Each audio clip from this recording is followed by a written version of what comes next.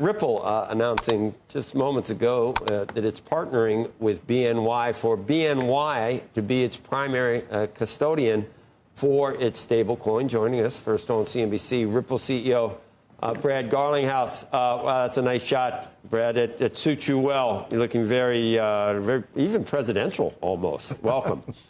Thank you. It's good to be here. Good to be back on Squawk Box. You need a custodian for your stablecoin. Why BNY?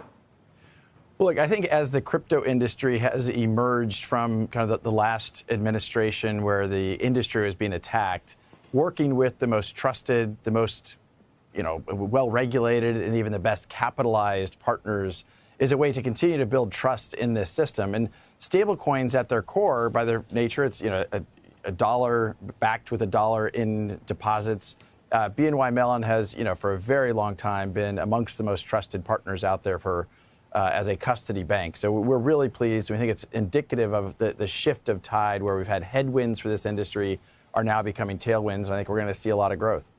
I mean, all the way back to that duel, I think, right? Is that Bank of New York? I think, yeah, Alexander Hamilton. It goes back a ways, doesn't it? That one goes way back. I didn't put a number out there because I wasn't sure how many years it's been. But the BNY Mellon, we feel very lucky to be partnered with them. And we think, again, building trust for the whole industry and having RLUSD, our stablecoin, which just passed $500 million of market cap, we launched only about 6 months ago. So we're really pleased with that trend line and feel like this will only continue to build that trust.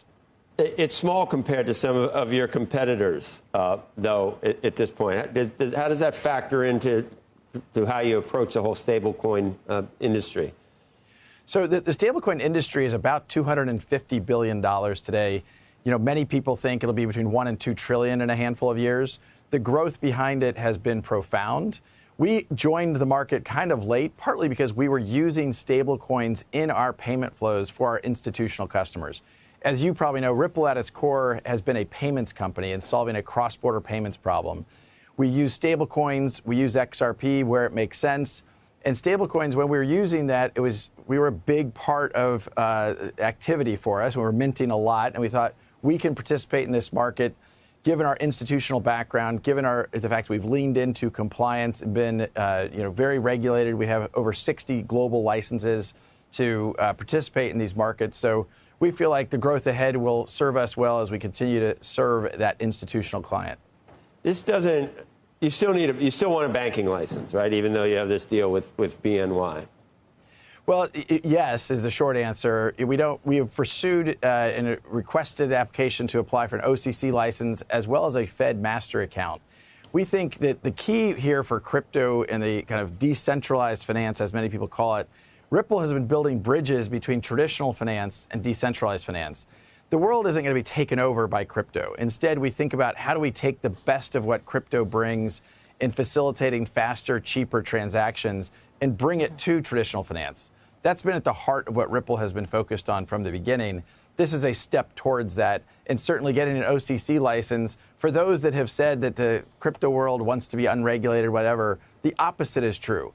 I'm here in Washington in part, as you referenced, there's a Senate Banking Committee hearing today. We are advocating as an industry to be regulated. And those that, like Ripple, who have stepped forward and said we want to get an OCC license, in addition to the licenses we have with the New York Department of Financial Services, it only continues to augment that very robust, very compliance-first, trusted partner so that we can continue to use these technologies to benefit consumers and businesses alike.